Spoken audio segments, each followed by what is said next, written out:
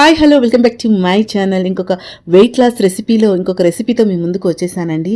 చూస్తున్నారు కదా, ప్లేట్ చూస్తుంటేనే మీకు అర్థమైపోతుంది. డైట్ చేస్తున్నాము అంటే కడుపు మార్చుకొని ఉండవసరం లేదండి. ఇలా హెల్దీగా కడుపు నిండా తినొచ్చు, టేస్టీగా కూడా తినొచ్చు. మీరు ఇంకా లేట్ చేయకుండా రెసిపీని అయితే చూసేయండి. టేస్ట్ అయితే మీరు నమ్మరండి. వెంటనే చేసి తినేయండి, మీకే తెలుస్తుంది. అంత బాగుంది. చక్కగా వెయిట్ లాస్ అవ్వచ్చు, కడుపు నిండా తినొచ్చు. ఇంకా చాలా వీడియో రెసిపీస్ ఉన్నాయండి, నా ఛానల్లో వెళ్ళి చూడండి. సో దీనికోసం అయితే ముందుగా వీడియోని లైక్ చేసి చూడడం స్టార్ట్ చేయండి ప్లీజ్.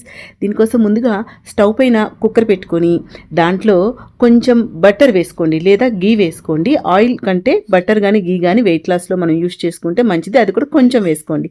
తర్వాత దాంట్లోకి అన్ని స్పైసెస్ వేసుకోండి. ఇక్కడ చూస్తున్నారు కదా, స్పైసెస్ కూడా ఒక్కొక్కటి వేసుకోండి. ఎక్కువ వేసేయకండి, కొంచెం కొంచెం సరిపోతుంది. నేనైతే అన్ని స్పైసెస్ కూడా ఒక్కొక్కటి వేసా. తర్వాత దాంట్లోకి జీలకర్ర కూడా వేసుకోండి. తర్వాత దాంట్లోకి సన్నగా తరిగిన ఉల్లిపాయ ముక్కల్ని వేసుకోండి. సో ఉల్లిపాయలను కొంచెం ఎక్కువగానే వేసుకోండి. ఉల్లిపాయ ముక్కలు కొంచెం ఎక్కువగా వేసుకుంటే తినేటప్పుడు టేస్ట్ బాగుంటుంది. సో ఇలా వేసుకున్నాక ఇప్పుడు దాంట్లోకి మీరు తినే కారాన్ని బట్టి పచ్చిమిరపకాయలు యూస్ చేయండి. సో మీరు రెడ్ చిల్లీ పౌడర్ కంటే పచ్చిమిరపకాయలు యూస్ చేసుకుంటే మంచిది. తర్వాత దాంట్లోకి కొంచెం టమాటాను కట్ చేసి వేసుకోండి. అలాగే కొంచెం దాంట్లోకి క్యారెట్ని అలాగే క్యాప్సికమ్ ముక్కల్ని కూడా వేసేసుకోండి. వేసుకొని మొత్తం ఒకసారి కలుపుకోండి. సో మనం కొంచెం బటర్ తక్కువగానే వేసాం కదా, అందుకే చూసారా ఇలా కొంచెం ఆవిరిలా వస్తుందన్నమాట. సో మనం ఎక్కువగానే ఆయిల్ వేసేస్తే మనకు అలా రాదు. సో మనం బటర్ కొంచెం వేసాం కాబట్టి కలుపుతూ ఉండాలి. తర్వాత దాంట్లోకి మెయిన్ ఇంగ్రీడియంట్ మిల్ మేకర్ని ఇలా వాటర్లో నానబెట్టుకోండి. ఒక హాఫ్ అన్ అవర్ నానబెట్టినా సరిపోతుంది. తర్వాత వాటిని ఇలా వాటర్ని అంతా డ్రైన్ చేసేసి మనం తాలింపులో వేసుకోవాలి. వేసుకొని మొత్తం ఒకసారి కలుపుకోండి. ఇక్కడ మాటికి కలుపుతూ ఉండాలండి. ఇక్కడ నేనైతే జీలకర్ర వేయడం మర్చిపోయినందుకు ఇప్పుడు వేస్తున్నాను. ఇలా మొత్తం వేశాక ఒకసారి కలుపుకోండి. తర్వాత మీకు ఫ్లేవర్ నచ్చితే దాంట్లోకి కొత్తిమీర పుదీనా కూడా యాడ్ చేసుకోండి. ఇక్కడ మళ్ళీ చెప్తున్నా, మనం కొంచెం బటర్ కొంచెమే వేసాం కాబట్టి మరీ అక్కడ అది ఫ్రై అయిపోవాలని అవసరం లేదు. కొంచెం కలుపుకోండి.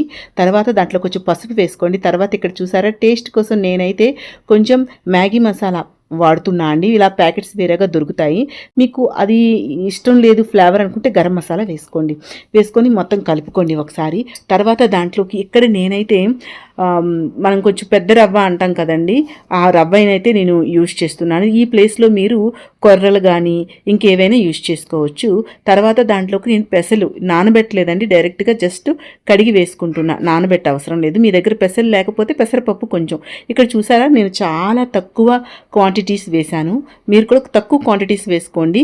కూరగాయలు కొంచెం ఎక్కువగా వేసుకోవాలన్నమాట. సో మనం హెల్తీగా ఎంత ఎక్కువ కూరగాయలు తింటే అంత మంచిది. తర్వాత మీరు తినే టేస్ట్ బట్టి సాల్ట్ కూడా యాడ్ చేసుకోండి.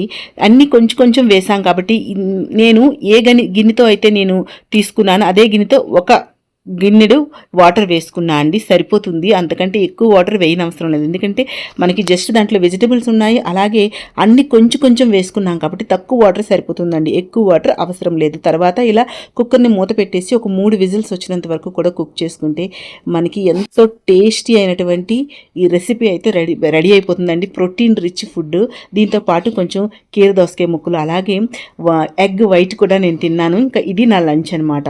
చాలా హెల్దీ లంచ్. మనం సోయాబీన్ ఇక్కడ యూజ్ చేసాం కదా, అదేనండి మిల్ మేకర్. దాంట్లో కూడా ప్రోటీన్ ఉంటుంది, ఇంకా ఎగ్, ఇవన్నీ కూడా ప్రోటీన్ రిచ్ ఫుడ్ అనమాట. సో మీరు కూడా ఇంకా లేట్ చేయకుండా దీన్ని ప్రిపేర్ చేసేయండి, చాలా బాగుంటుంది. ఇంకా చాలా రెసిపీస్ ఉన్నాయండి. మీకు నచ్చితే ఆ రెసిపీస్ కూడా చూడండి. మీ ఒపీనియన్ కామెంట్ సెక్షన్లో షేర్ చేసుకోండి. ఇంకా మంచి రెసిపీస్ కావాలంటే ప్లీజ్ మీ ఒపీనియన్ కామెంట్ సెక్షన్లో షేర్ చేసుకోండి. నా ఛానల్ని సబ్స్క్రైబ్ చేసుకోండి.